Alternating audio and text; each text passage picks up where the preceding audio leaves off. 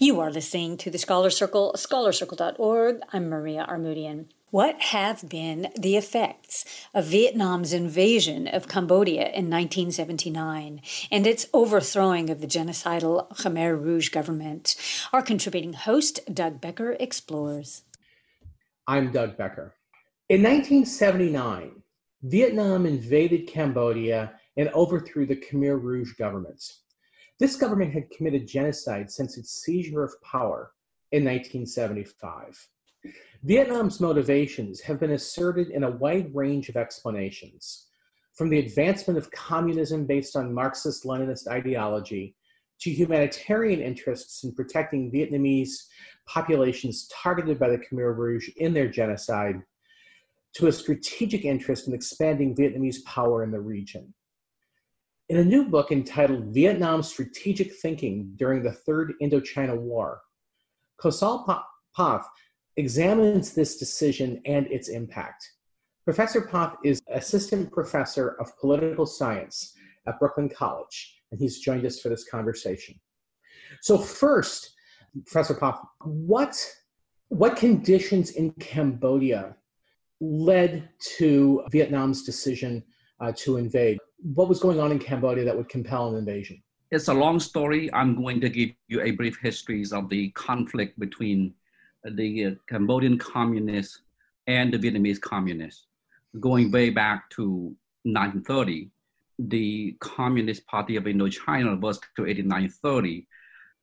Then in 1951, the Communist Party of Indochina was divided into three parties, one party for each country. So you have the Vietnamese Communist Party for Vietnam, the Cambodian Communist Party for Cambodia, and the other one for Laos. So each Communist Party is kind of a triple alliance against the French colonialists. So I'm not going to delve into detail, but I'm going to fast forward to the conflict. So what happened in 1954, so this is following the Cambodia gained independence from France in 1953.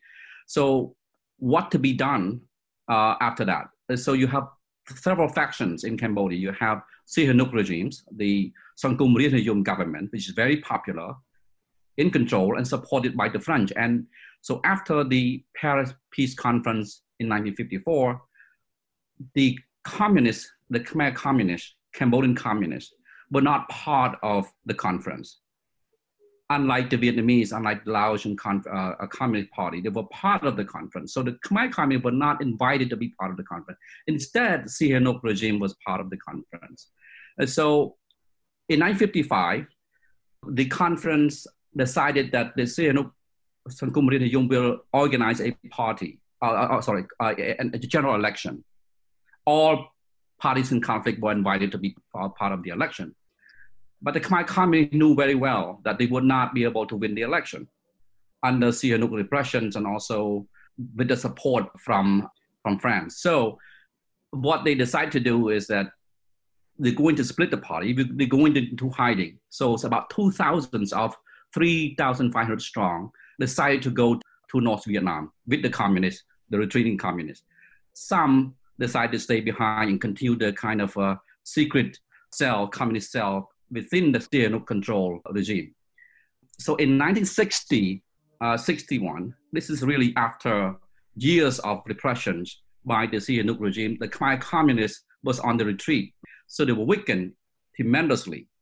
They were repressed and they were kind of disorganized, disintegrated into small cells, some in Phnom Penh and some in the countryside, in provinces, some in the jungle. But one particular cell, the Phnom Penh cell, was controlled by the communists from France, including Solot Saw or Pol Pot, and his French, the returned students from France, including Ieng Sary, Khieu Samphan, and Son Sen. So these later on became the leader of the Democratic Cambodia, or the Khmer Rouge leaders. So this cell grew very strong. They hijacked the Communist Party. For some reason, still a mystery, in 1962, the general secretary of the Khmer Communist Party disappeared. Tu Samut disappeared. And there's reports that he might have been kidnapped and killed by Pol Pot himself. So Pol Pot usurped the power, became the general secretary of the Khmer Communist Party in 1962 and 1963. He began to plan for the Communist Party to fight back against the Sangkum Rinayum run by Sihanouk, and also to become a major party to the future vision of the country. So what happened? We got to go back to what's going on in Vietnam, right? So the Tet Offensive in 1968. So the main story is that basically this is really the Vietnamese communist surprise attacks against the United States across South Vietnam, right? So this is sort of what we know in the United States, so kind of the Vietnam War. But there's a story to that related to Cambodia, because at that time, Sihanouk regime decided to offer support to the Vietnamese communists because he was not comfortable enough with the United States, and he was concerned about the coup d'etat. He was concerned about the American plot to assassinate him. So what he saw in South Vietnam was not something that he would like to see happen to himself. So basically, he see that actually the end of the Vietnam War would turn out to be victorious for the Vietnamese communists. So therefore, he, under this cloak of neutrality, the Sihanouk regime and his military leader, including Lon Nol, decided to offer support, right, to the Vietnamese communists against the United States, hoping that by the end of the war, he will make peace with the victorious Vietnamese communists to resolve the outstanding border dispute between the two countries. So what happened to the Khmer communists? What happened to Pol Pot? This is the beginning of Pol Pot grievances and grudge toward the Vietnamese communists. They felt betrayed that the Vietnamese communists did not fully support them against the Sihanouk, and they decided to sleep with Sihanouk. And so from the very beginning, Pol Pot never trusted the Vietnamese communists to begin with in the 1960s. So in 1966, when he went to see Mao Zedong in China, he began to chart a different course for the Communist Party of Cambodia, with him at the helm. So here you have a sort of Maoist brand of Khmer Rouge communism, Khmer communism, and the sort of the Vietnamese brand of communism, like more pro-Soviet Union. And so that was the beginning of the conflict between the Khmer communists and the Vietnamese communists.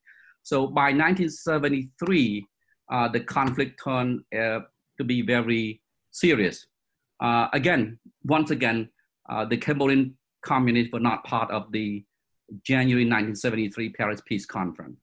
And so they felt, Pol Pot and the Khmer Rouge leader felt betrayed by the Paris Peace Agreement. The Vietnamese decided to end the war, to negotiate the war, and did not allow Cambodia to be part of the negotiation. So as a result, the Nixon administration bombed Cambodia, bombed the communists right after the Paris Peace Conference in 1973. So as a result, the Vietnamese felt that they had to come and talk to the Khmer Rouge leadership. So in September 1974, this is before, just 1 year before both countries became victorious and came to power, they sent a high delegation to the Cambodians' jungle to meet the Khmer Rouge leader. And the Khmer Rouge leader gave the Vietnamese delegation a cold reception.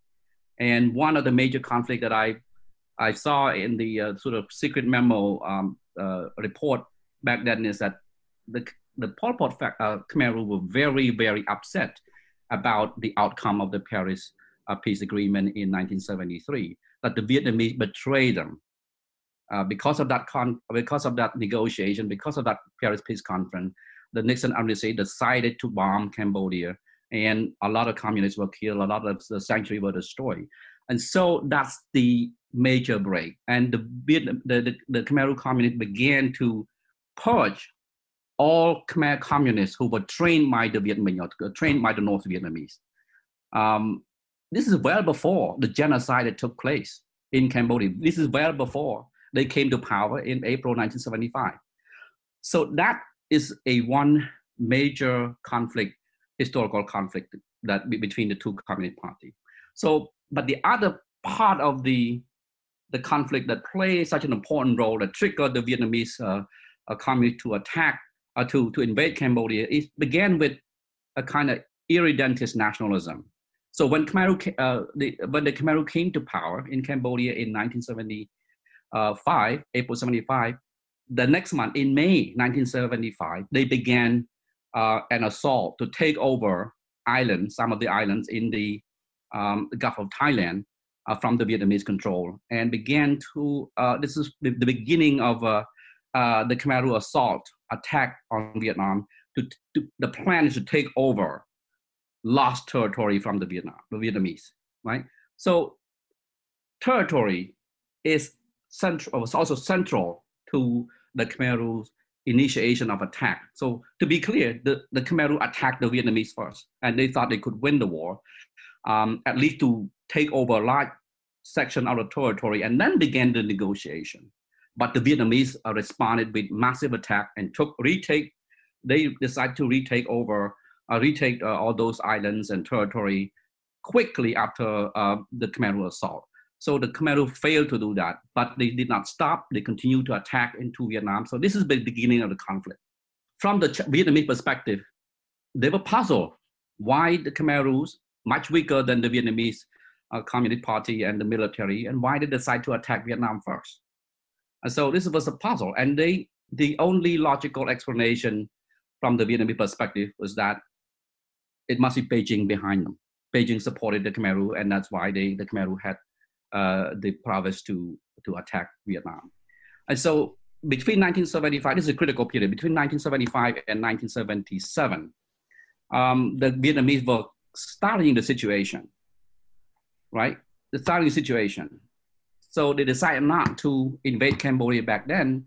They could have done so, but they thought that they need to do one thing before they decide to invade Cambodia, and that is to make sure that the Soviet Union was fully behind them, right? So in June 1978, they signed a military pact with the Soviet Union, and then they were certain that the Soviet Union offered full support for the military campaign against the Khmer Rouge to change the regime in Phnom Penh and rebuild a new pro-Hanoi regime in Cambodia, and then get rid of the Chinese influence altogether. So that is the major cause of the invasion.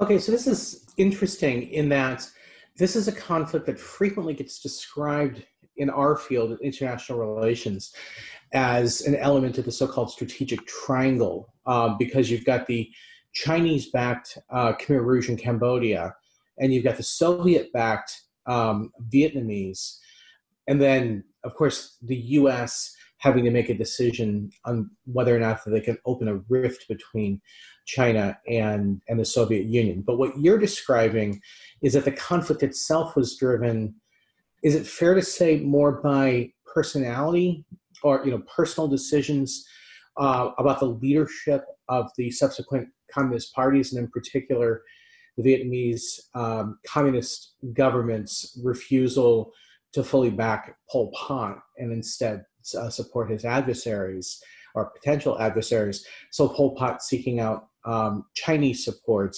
and that ultimately is what's driving this conflict, is this sort of battle, for the leadership within the party? Or are there also some strategic interests or broader sort of big game China versus the Soviet Union sort of issues that are also driving this? So in my book, I make two central arguments. First, unlike most existing studies which attributed Vietnam's decision to invade Cambodia in December 1978 to kind of Vietnamese political elites, paranoia, imperial ambition over China. So these are the main argument written by previous scholars, right? So it's kind of Vietnamese political elites, paranoia. They have this sort of imperial design over Cambodia.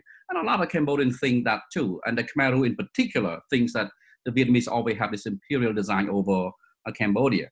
start with the Communist Party of Indochina, so they can control Cambodia and Laos, kind of as two little brother, and the Vietnamese will lead the pack, right? Then the other argument would be sort of Marxist-Leninist ideology, that this is really the conflict between the sort of Pol Pot Maoist brand against the pro-Soviet the Vietnamese communists, right? So the brothers in conflict, two red brothers in conflict. My argument is that Hanoi's decision to invade Cambodia in December 1993 was rational. That is Hanoi's strategic move to cement and its alliance with the Soviet Union to solve domestic crisis at home and counter imminent threat posed by the Sino-Soviet or Sino-Cambodian alliance. And so it's a rational action. It's a rational calculation. It's a calculated decision-making process, right? The two problems from the Vietnamese perspective in the 1970s, first, they have an economic crisis at home, right? Serious economic crisis at home. The first 5-year plan after Vietnam was united failed miserably. And on top of that, they suffered this massive damage by droughts and flooding in 1977, 78. And then, so on top of that, you have a population that after 30 years war against the France and United States, there was kind of war fatigue. So the military was really in disarray at that point, right? And so the Vietnamese had to think rationally about what to do, right? The reluctance to invade Cambodia early on, as I talked about earlier, why not 1976, 1977, when the Khmer Rouge attacked them repeatedly? Why did they decide not to do that? Why did they wait until December 1978? I think this is a very important point, because again, you got to look at the domestic crisis in Vietnam. The crisis of legitimacy. The Vietnamese Communist Party is in trouble in 1928, right? So there's a lot of popular complaint about corruptions, about food crisis, all kind of things, all kind of complaints against parties members. So there is a serious socio-economic crisis at home. And then you have this sort of the Sino-Cambodian threat, right? From both sides, from the north, from the south. So those are the two major crises, major threat to Vietnam that the Vietnamese leader was thinking about. So, and the Soviet Union became the must-have a kind of solution. The Soviet can deal with both economic crisis at home, can help them with economic crisis at home, and also to deal with the Sino-Cambodian threat. And this is my argument that this is a rational calculation, right? They decide to sign a treaty, friendship treaty with the Soviet Union in June 1978 to address both economic crisis at home and the national security threat posed by the Sino-Cambodian alliance. It is a rational calculation. And one of the things that makes that so striking is, and in the book you certainly highlight this, that at the end of the day, what the Vietnamese had chosen to do, though they may be militarily stronger than the Cambodians, but if you bring the Chinese into the calculation, and certainly eventually the American support for the Chinese position, that suddenly Vietnam is facing, potentially a much more significant amount of power against them. But against those odds, perhaps, Vietnam has had rather quite a lot of success. They end up toppling the Khmer Rouge government and dominating Cambodian politics quite directly for 10 years, and then seemingly still has quite a bit of domination. First of all, how did Vietnam do that? How were they so successful in their occupation? And then, I'll tell you the follow-up, which is then how has it continued even after the Vietnamese army will withdraw from Cambodia, yet their chosen successor continues to play, I think it's fair to say, the most significant role in contemporary Cambodian politics. Why successful? Well, to be direct, the Vietnamese military was strong. I mean, they had 1 million strong as active soldiers right after after they defeated the United States. So there's an enormous amount of military power still in place.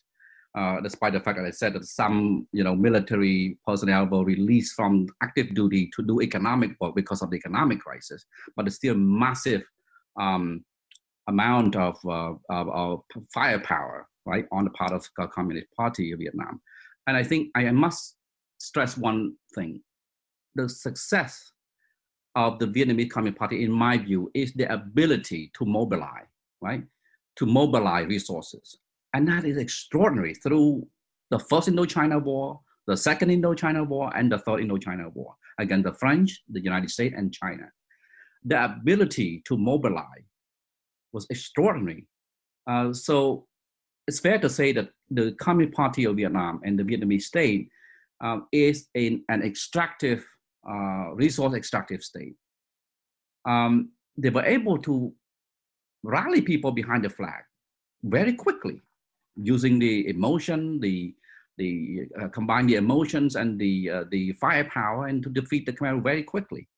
The fact that the Khmer Rouge was so brutal against the Vietnamese, they committing war crimes and raping against the Vietnamese innocents along the border, provide emotional power, power to the invasion. I think that's I can't stress enough.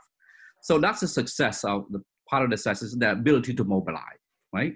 And also with the support from the Soviet Union, they were able to actually defeat the Khmer Rouge effectively. But I have to say that it's not all successful story. What they failed to foresee at the time, based on available documents, new documents, is that they failed to predict the Chinese invasion of northern Vietnam in February 1979 in response to the Vietnamese invasion of Cambodia. And they failed to predict that. And they had to withdraw a large numbers of Vietnamese troops from Cambodia to deal with the Chinese invading army in northern Vietnam. So they failed to predict that. I think it was a miscalculation. They thought that China was a paper tiger, right? They had a lot of domestic problems, and they were not able to respond militarily against the Vietnamese invasion of Cambodia.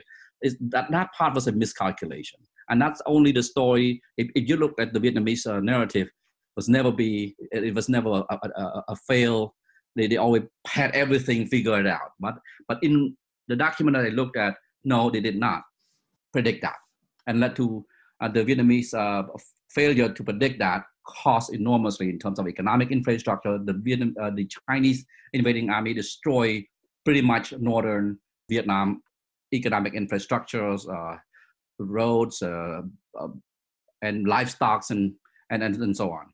And the other part of you allude to the success of a regime change and then build a new regime that is pro-Vietnam. Yes, to an extent, from 1979 to 1989, it's fair to say that the Vietnamese was involved in all aspects of nation building, right? From building a new party, building an army, building infrastructure, the government structure from the central government, central party, all the way to the district level, right? And I describe that in the book in detail. I'm not going to mention here. So the Vietnamese basically wanted to export their blueprint, right, socialist framework model to Cambodia. So they were successful in doing that up until 1989 when they withdrew from Cambodia. Well, fast forwarding to Cambodia today, I would say that this is, I think, the Vietnamese look back to this Cambodia chapter with a sense of I would say they quite disappointed that now the Hun Sen government turned to China. And despite the fact that the ruling party in Cambodia today under Prime Minister Hun Sen's leadership can never cease to say thank you to them, to the Vietnamese, for all the assistance during the decade from 1979 to 1989. But if you look at every day in Cambodia, the Vietnamese will never fail to notice rising influence of the Chinese Communist Party and the Chinese government in Cambodia. So in a way, they went to Cambodia to try to end Chinese influence in Cambodia, which turned to threaten them militarily. Now it's more like a comeback, sort of history repeats itself. I think that's the main concern looking from the Hanoi perspective. So a fascinating examination of Vietnam's interests, and in particular their strategic interests in the decision to invade Cambodia, and certainly, as Professor Path has highlighted, reliant on a lot of new information that's been released, and some really wonderful primary research done by Professor Path in this book. The book is called Vietnam Strategic Thinking During the Third Indochina War. It is available if you'd like to pick it up, and I want to encourage you, to read that. Thank you very much, Professor Path. This has been very, very interesting. Thank you. Thank you for having me. Thank you to our guests and to you for listening. Special thanks to Artur Kaisakian, founder of Letters from Quarantine. The Scholars Circle team includes Doug Becker and Lillian Ng, contributing hosts, Ankine Agassian and Melissa Chiprin, managing producers, Sud Dongre, our webmaster, Tim Page and Mike Hurst, engineers and technical support. I'm Maria Armoudian, and we'll see you next week.